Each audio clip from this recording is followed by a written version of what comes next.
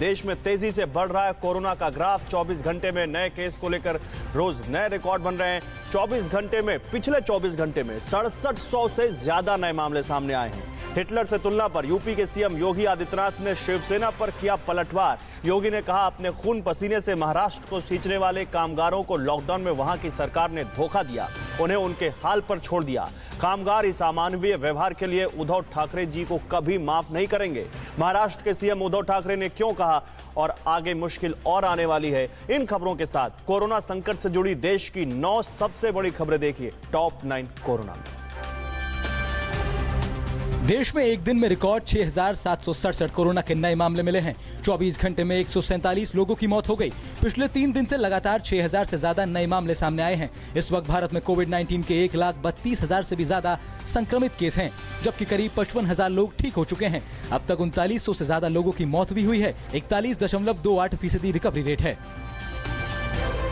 Corona संकट पर केंद्रीय स्वास्थ्य मंत्री डॉक्टर हर्षवर्धन ने बीजेपी प्रवक्ता जेवीएल नरसिम्हा राव से बातचीत में कहा, मार्च के दूसरे सप्ताह में आसपास जब दुनिया में तेजी से कोरोना संक्रमण हो रहा था और भारत में पहला केस आने के बाद 1.5 महीना बीत चुका था, तब भी हमारे देश में कम ही केस थे।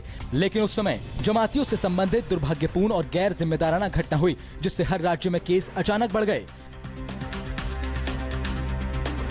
कल से शुरू हो रहे घरेलू उड़ान सेवा को लेकर आखिरकार महाराष्ट्र सरकार सहमत हो गई है। महाराष्ट्र सरकार ने हर दिन 25 विमानों की लैंडिंग और 25 विमानों के उड़ने के लिए मंजूरी दे दी है। जल्द ही इसको लेकर गाइडलाइंस जारी की जाएंगी। महाराष्ट्र की पहली उड़ान सेवा के लिए महाराष्ट्र तैयार नहीं था। छत्तीसगढ़ ने कहा, यात्रियों को 14 दिन तक आइसोलेशन में रखना जरूरी है।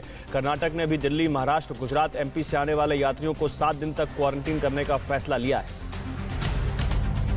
पत्रकारों और बुद्धिजीवियों से बातचीत में उत्तर प्रदेश के मुख्यमंत्री योगी आदित्यनाथ ने कहा कि राज्य में अब तक 23 लाख से ज्यादा कामगारों, मजदूरों को सुरक्षित वापस लाया जा चुका है। बाकी लोगों की भी सम्मानजनक वापसी कराई जाएगी। सभी श्रमिकों को राज्य में ही रोजगार मुहैया कराने के लिए एक आयोग का गठन किया जाएगा। लॉकडाउन का फैसला सही समय पर लिया गया। योगी ने ईद पर मुस्लिम भाइयों को शुभकामनाएं देते हुए कहा कि 2 गज की दूरी के साथ घर पर ही ईद मनाएं।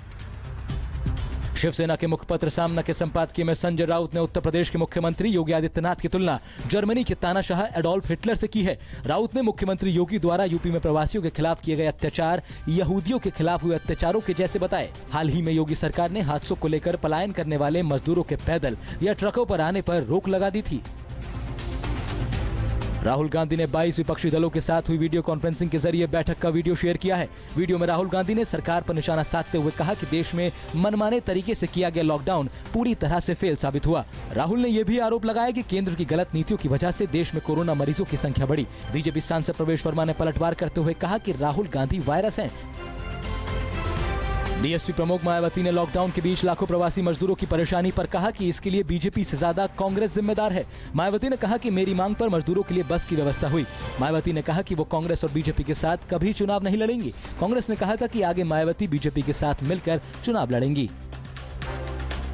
महाराष्ट्र के मुख्यमंत्री उद्धव ठाकरे ने कोरोना संकट को लेकर आज कहा कि सर सलामत तो पगड़ी 50, इसी राह पर चलना है। 31 मई के आगे लॉकडाउन नहीं होगा, ऐसा नहीं कह सकते। आगे मामले बढ़ेंगे और लड़ाई और विकट होने वाली है। मुस्लिम भाइयों को ईद की शुभकामना देते हुए भी उन्होंने कहा कि कोरोना जल्द से जल्द खत्म हो, सभी ऐसी दुआ मांगे। मॉनसून में और ज्यादा सावधानी बरतने की भी सलाह दी। महाराष्ट्र के पूर्व मुख्यमंत्री नारायण राणे के विधायक बेटे नीतीश राणे ने मुंबई के राजाबड़ी अस्पताल में कोरोना के शिकार हुए एक शख्स के शव के बगल में बैठी महिला का वीडियो ट्वीट किया है। उन्होंने इसे मुंबई के अस्पतालों की बदहाली का सबूत बताया। ये वीडियो मुंबई के राजाबड़ी अस्पताल का है। इस वीडियो में महिला को ये कहते हुए सुना जा सकता है कि उसके ठीक बगल में कोरोना से मृत व्यक्ति की लाश पड़ी है।